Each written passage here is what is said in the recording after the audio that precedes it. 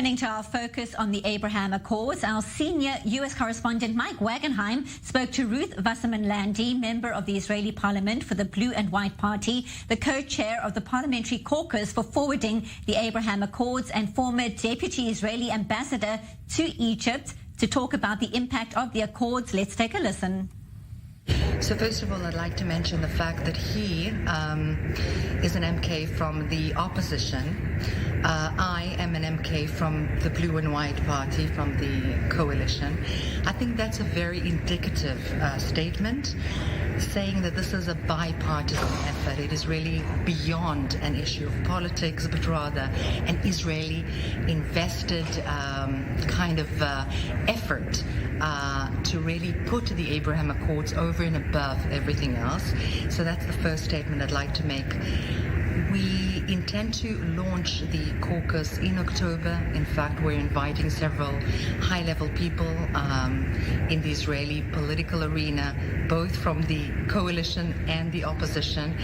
And we have already a roadmap which we've concocted in terms of meeting with the ambassadors, meeting with experts, and really trying to put, I'd say, out of the box, really out of the usual paradigm kind of solutions on the table for issues which are very challenging, which have not until today have been solved, have been put on the table.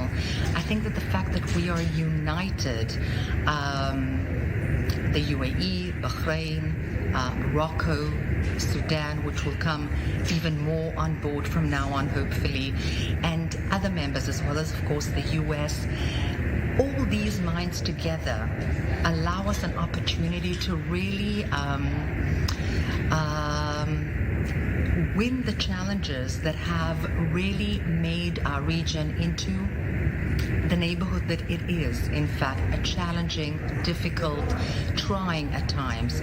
Together with other partners like Egypt and Jordan, I think that we have a chance with this amazing game-changing platform to really bring about ideas, put our minds together. That is what our parliamentary caucus intends to do, allow this prestigious, respectable platform to be a kind of a brainstorming one in order to bring real operative outcome to issues which we feel are extremely important and strategic to all of the countries alike. The significance of the meeting between Naftali Bennett and Abdel Fattah al-Sisi. What is the significance, especially with what seemingly was the openness of it and the warmness of it? What's behind it? So first, very important to stress the fact that this is the first of its kind, open, public, open to the media, to the Egyptian media, meeting between such high-level figures, the heads of state of Egypt and Israel, in over a decade. So this is definitely a gesture by the Egyptian administration to Israel, and I would say with a teeny tiny wink also to the current American administration as well. Here we are embracing the Israelis and really trying to play, and playing, not only trying, a constructive role in the region. Obviously, in the media in Egypt, in Arabic, it has been put quite widely, I'd say, which was not the case before. With the visits of Netanyahu, they were also clandestine. But more so, the issue that the Egyptians, let's say, publicize this meeting by is, of course, the Israeli-Palestinian conflict, the two-state solution, and so on. However, they also emphasized one other extremely important issue, which I would pay attention to, and that is the water crisis between Egypt and Ethiopia.